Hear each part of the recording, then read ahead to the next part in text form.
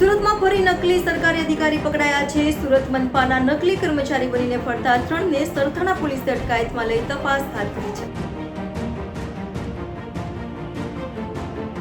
સુરત શહેરમાં નકલી અધિકારીઓનો રાપડો ફાટ્યો હોય તેમ એક પછી એક ડુપ્લિકેટ અધિકારીઓ પકડાઈ રહ્યા છે।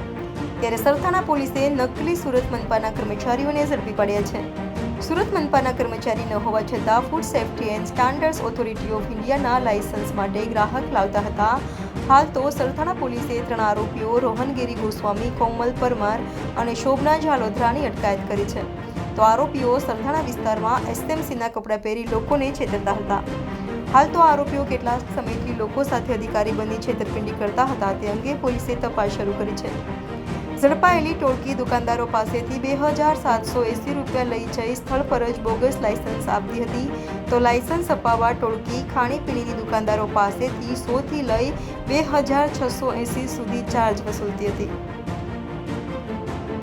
સરથાણા પોલીસ સ્ટેશન વિસ્તારમાં રોહન નામના એક વ્યક્તિએ 2 છોકરીઓને કામ પર રાખી અને તેઓને એવું શીખવાડેલ કે પોતે એસએમસીના અધિકારી તરીકે બહાર ઓળખ આપી અને દરેક દુકાને પોતે ફૂડના લાયસન્સ લેવા ફરજિયાત છે, અમે એસએમસીમાંથી આવીએ છીએ અને આવું નહીં કરતાં તમને મોટો દંડ આવશે, આવું કોઈ એમની પાસેથી લાયસન્સ માટે થઈને ડોક્યુમેન્ટ અને એ લઈ અને લાયસન્સ બનાવવા માટેની પ્રોસેસ કરી છે। એટલે ખોટી રીતે પોતે એસએમસીના અધિકારી તરીકેની બહાર ઓળખ ઊભી કરી અને આ રીતે એ લોકો પાસેથી પૈસા લીધેલ છે।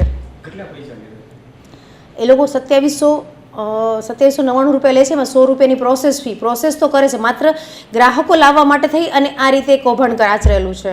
રોહન શું કરતો? રોહન વ્યવસાય વકીલ છે, ઘણા સમયથી વકીલાત કરેલ નથી અને પણ એને અમુક ઘણા સમય પહેલાં વકીલાત છોડી દીધેલ છે। હાલ આગળ કોઈ ગુનાહિત ઇતિહાસ? ના, કોઈ ગુનાહિત ઇતિહાસ નથી ધરાવતો।